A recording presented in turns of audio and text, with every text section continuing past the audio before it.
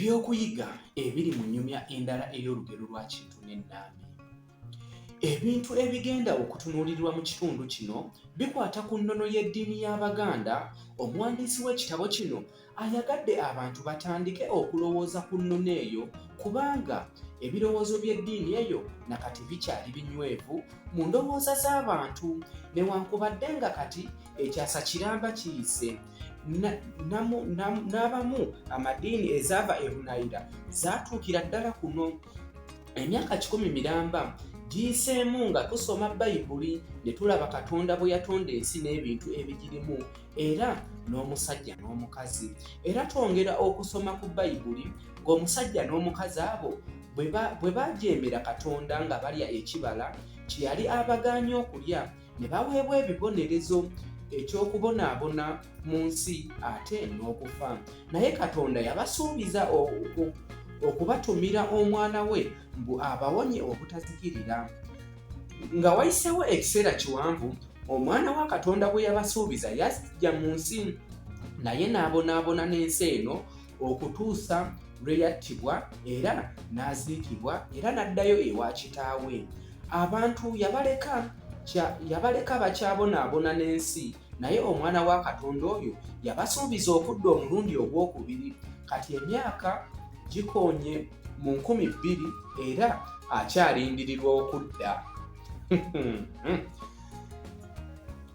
Gwe omuntu asoma Bayibuli osabibwa okugeraageranya ebiri mu Bayibuli n'ebiri mu Lugero lw'Abaganda olw'ennono yaabwe Lwa Kintu ne Nambi. Ekyokuyiga ekisooka, emyoyo emirungi egiri mu ggulu ewa Katonda giriko engeri gye gikolaganamu n'abantu ab'oku nsi gisobole okubayamba mu bizibu by'ensi eno. Wano tulaba nti okubba ente ya Kintu n'etwalibwa mu ggulu ewaggulu kyali kyakuyamba Kintu eyali ku nkalajje ku nsi ate nga talina muntu gwe yanyumyanga naye. Ate era omwoyo omulungi ogwa Nambi gwayamba Kintu n'atuuka mu ggulu, ate n'emyoyo emirala emirungi gyayamba Kintu okuyita obulungi ebigezo bya ggulu. Bw'atyo Kintu yasobola okudda ku nsi n'omukazi eyamuzaalira ezzadde ate ng'akomyewo n'ente ye. Eby'okugagga ebirala bingi eby'okumugondera obulamu bw'oku nsi kuno ebisinga yadda nabyo. Ekyokuyiga ekyokubiri, tulaba nti obutagoberera magezi Katonda ge yawa Nambi ne Kintu kye kyaleeta akanyamberege Walumbe n'ajja ku nsi.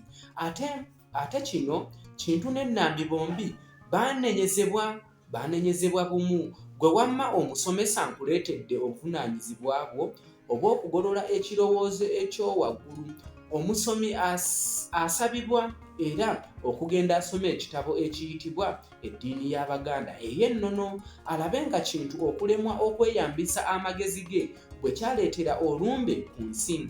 Enkoko tezibeerawo lwa kulya bulo bwokka, zaali zisobola okulya ku mmere endala ggulu gye yali awadde Kintu ne Nambi. Wamma ggwe omuwuliriza waffe n'omulabi waffe gw'olowooza otya kw'eyo ensonga? Wamma ekyokuyiga ekyokusatu kigamba nti omukazi kyangu nnyo okukozesa omusajja ebintu by'ateeyagalidde kukola. Wamma ggwe mwattu mukirabira ddala, Kinambi yakakasa Kintu asobole okuddayo okunona obulo bwe ng'ate tebwali bwa nkizo nnyo. Ekyokuyiga ekyokuna, tulaba nti emyoyo emibi gyagala nnyo okwegazaanyiza mu bantu kubanga mwe gisobolera okukolera effujjo lyagyo. Bwe gibeera mu kampuni y'emyoyo emirungi tegyeyanjula bulungi nti Omuganda agamba nti nkumanyi muze takuganya kwetonda. Awo nno omwoyo omubi Walumbe ne mu ggulu gwaddukayo ne gubeera ku nsi n'abantu, naye ate gubeerera ddala Bunaayira gye guva okuba kijjanya w'owotto. Ekyokuyiga ekyokutaano, naye ate leka tubeere kakira kante akakuba erudda n'erudda. Omwoyo omubi omuntu bw'aba tagunyiizizza tegumukolako bulabe. Wano tulaba nti singa Kintu ne Nambi tebaagaana kuwa Walumbe mwana waabwe amuweereze, Walumbe teyalinyiize na kutandika kubattira baana baabwe. Ate Kintu teyakoma ku ekyo, yaddukira Walumbe atalina mukazi n'amugamba nti oba oyagala baana ab'okuweereza nawe genda ozaale ababo. Weegendereze enjogera eyo, tekusuulanga ewabi. Omugamba agamba nti kamwa kabi kassa siroganga. Ekyokuyiga ekirala, ebigezo Gulu bye yawa Kintu byali bizibu nnyo era ng'obuntu yali tasobola kubiyita. Wamma ggwe abo bajjajja ab'enjawulo bwe baayambira Kintu, omwali jjajja Kiwanuka Sserubwatuka ne jjajja Sserunywa Musoke abaamuyamba okuyita mu bigezo ebyo, wamu ne jjajja Namuzinda mu lw'ejjembe we yayita mu njuki. Wamma ggwe Obuganda ne bulla dda. Mwebale abasomedde okwekuumira ku Zuula Buganda. Yenze omuyigiriza wo Wamala, muzzukulu wa Nsamba.